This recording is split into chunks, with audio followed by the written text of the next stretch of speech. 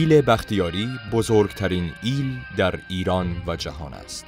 بختیاری‌ها در استان‌های چهارمحال و بختیاری، خوزستان، کهگیلویه و بویراحمد، لرستان و بوشهر زندگی می‌کنند. این ایل یکی از زیر شاخه‌های تیره پارت نژاد آریا میباشد که حکومت اشکانی را قبل از اسلام به پا کردند.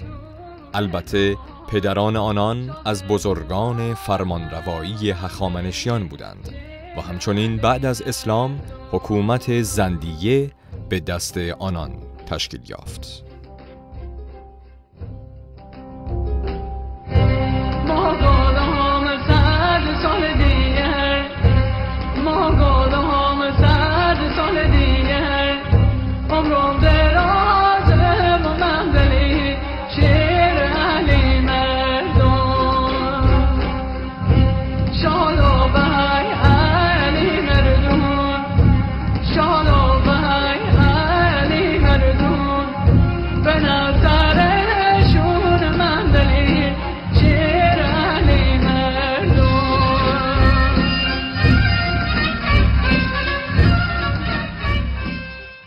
ایل بختیاری به 2 شاخه 7 لنگ و 4 لنگ تقسیم شده است. این تقسیم ناشی از مالیات‌های زمان خود بوده است. زبان بختیاری‌ها پارسی دری است که بسیار به پارسی کنونی نزدیک می‌باشد و در سال 1388 اصیل‌ترین زبان باقی مانده از پارسی شناخته شده است. از پوشاک و لباس آنان میتوان به چغا اشاره کرد که پوشاک مردان است. چغا از جنس موی بز است و نقش‌ونگارهای آن از روی پاسارگاد، مقبره کوروش بزرگ تقلید شده است.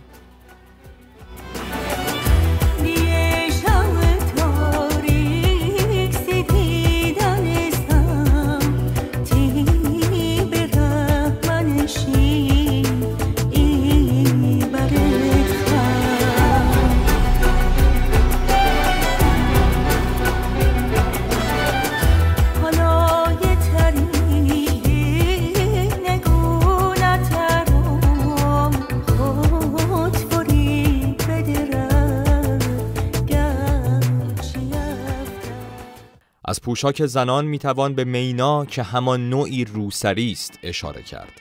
این مینا بیشتر به شکل مقنعه‌ای زیبا و بزرگ و رنگی است که با سکه‌هایی از زر یا نقره مزین می‌گردد.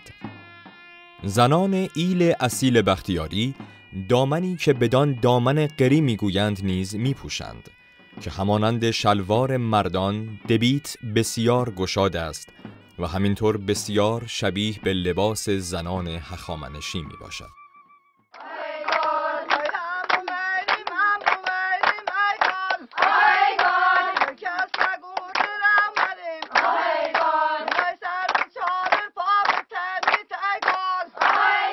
به طور کلی پوشش مردان بختیاری بیش از 2700 سال قدمت دارد که این بیانگر آن است که بختیاریان همانطور که زبان، نژاد و فرهنگ خود را از اختلاط و دستاندازی مصون داشته، پوشش و لباس خود را نیز محفوظ و اصیل نگاه داشتند.